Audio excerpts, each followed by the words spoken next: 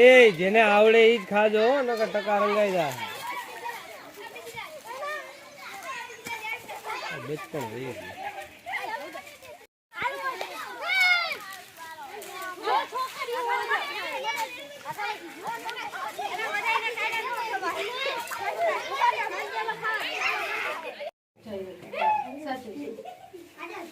આ બધી વસ્તુ તો ઈ છે.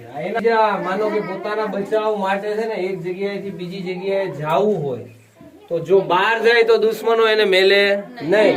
એટલે એ શું કરે તો કે આ રીતે જે પોતાના મહેલ હોય એની આજુબાજુમાં આ ભોયરાઓ હોય એનું નિર્માણ જે તે સમયે કરાયું હોય અને એમાંથી એક સ્થળેથી બીજા સ્થળે નીકળવા પોતાની જાન બચાવવા માટેના પ્રયત્નો કરે છે.